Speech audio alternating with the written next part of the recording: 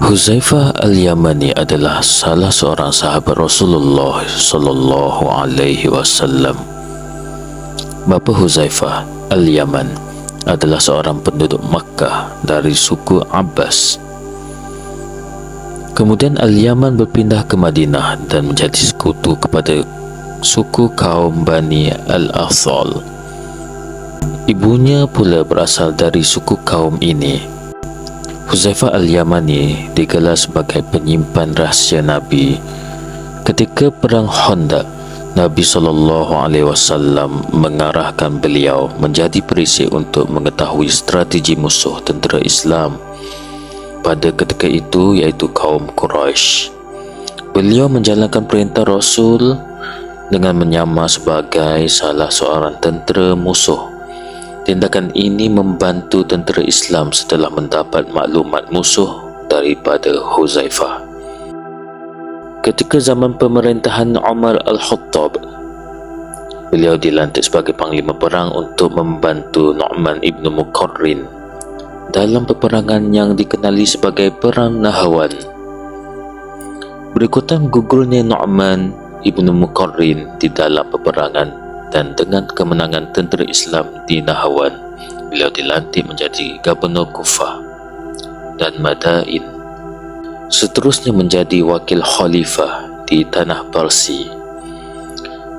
Menurut catatan sejarah, di antara sekalian sahabat Nabi yang pertama sekali menjadikan ibadah secara satu tarekat yang khusus adalah sahabat Nabi SAW yang bernama Huzaifah bin Al-Yaman, seorang sahabat Nabi yang mulia dan terhormat. Beliaulah yang pertama kali menyampaikan ilmu-ilmu yang kemudian hari kita kenal sebagai tasawuf, dan beliaulah yang membuka jalan serta teori-teori untuk itu. Ada yang berkata kepada Huzaifah Al-Yaman, "Kami lihat Tuan mengeluarkan kata-kata yang tidak pernah kami dengar dari salah seorang sahabat Nabi yang lain dari Tuan. Dari mana Tuan beroleh akannya?" Jawab Huzaifah, "Rasulullah SAW telah menentukannya kepada saya." Orang banyak menanyai Rasulullah SAW dari hal yang baik-baik, tetapi saya menanyai beliau dari hal yang jahat-jahat. Apa yang jahat itu dengan maksud agar mengetahuinya supaya dapat menjauhkan diri daripadanya. Sedang mengenainya yang baik, saya tidak takut ketinggalan dan sebagainya. Saya teringat kata-kata ini, siapa yang tidak mengenal kejahatan, ia tidak akan mengenal kebaikan. Demikianlah kata Huzaifah Al-Yaman. Dalam keterangan yang lain tersebut, banyak orang yang bertanya kepada Rasulullah SAW, "Ya Rasulullah, apa pahala mengerjakan ini dan itu?" Mereka menanyai Rasulullah SAW dari hal fadilat amalan. Tetapi saya selalu berkata kepada Rasulullah SAW, "Apa yang merosakkan amal ini dan amal itu?"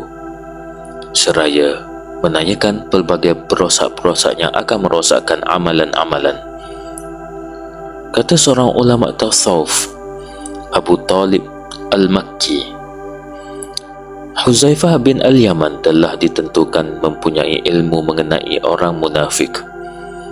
Dia sendiri yang khusus mempunyai pengetahuan tentang sifat-sifat munafik, rahsia-rahsia ilmu dan kefahaman yang halus, dan mempunyai ilmu tentang keyakinan yang tersembunyi di antara sahabat-sahabat Nabi. Misalnya, Umar Al-Khattab tidak mahu turut menyembahyangkan seorang yang wafat kalau dilihatnya Huzaifah bin Al-Yaman tidak turut menyembahyangkannya. Kerana Huzaifah mempunyai pengetahuan tentang ilmu mengenal kemunafikan, kerana diajar oleh Rasulullah SAW, yakni dia tahu siapa yang munafik dan siapa yang tidak. Demikianlah pada masa hidupnya di sekeliling Huzaifah bin Al-Yaman telah berdiri suatu madrasah kecil yang terdiri dari sebahagian sahabat-sahabat, misalnya Wasibah, yang terkenal dalam suatu riwayat yang mengatakan, saya telah mendatangi Rasulullah sallallahu alaihi wasallam. Saya tidak hendak membiarkan suatu kebaikan atau kejahatan, melainkan saya akan tanyai Nabi dalam hal tersebut. Saya langkahi orang banyak untuk sampai ke tempat Nabi sallallahu alaihi wasallam. Sahabat-sahabat mengatakan, jauhlah engkau, hai Wasibah, dari Rasulullah sallallahu alaihi wasallam. Tetapi saya katakan pada mereka, biarkanlah saya mendekati baginda Rasul, kerana beliaulah manusia yang paling saya cintai. Kemudian Rasulullah sallallahu alaihi wasallam bersabda kepada Wasibah, hai Wasibah, saya datang menghabarkan kepada engkau mengenai maksudmu akan menanyakannya kepada saya. Jawab Wasibah, Tuanlah Rasulullah yang menghabarkannya kepada saya.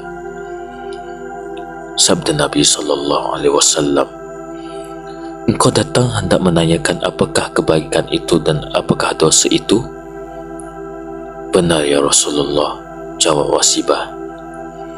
Lalu Nabi mengumpulkan sekalian anak jarinya dan menggaru-garu dada saya dengan anak jari beliau itu, seraya berkata, tanyalah hatimu, wahai Wasibah, kerana yang baik itu yang tenang di dalam hati, dan yang dosa itu selalu pulang balik di dalam dada manusia, walaupun orang ramai memberi fatwa kepada engkau dan engkau pun memberi fatwa kepada orang ramai. Hadis yang di atas tersebut termasuklah salah satu tiang dari ilmu tasawuf, kerana tasawuf itu sebahagian besar ianya mengenai lapangan-lapangan perasaan hati manusia. Akan tetapi madrasah tasawuf yang didirikan Huzaifah pada masa itu masih belum terkenal dengan nama tasawuf, masih sangat sederhana sekali. Belum ada tersiar riwayat-riwayat dan berita-berita mengenai madrasah Huzaifah Al-Yaman sebagaimana yang akan tersiar dari madrasah-madrasah tasawuf pada abad kedua Hijriah, di mana pelbagai ilmu dan pengetahuan-pengetahuan mengenai tasawuf telah tersiar. Benar, madrasah kecil dari Huzaifah itu sendiri akan mendatangkan hasilnya pada abad kehadapan, di mana murid-muridnya terus mengembangkan pengetahuannya sehingga tersebar luas.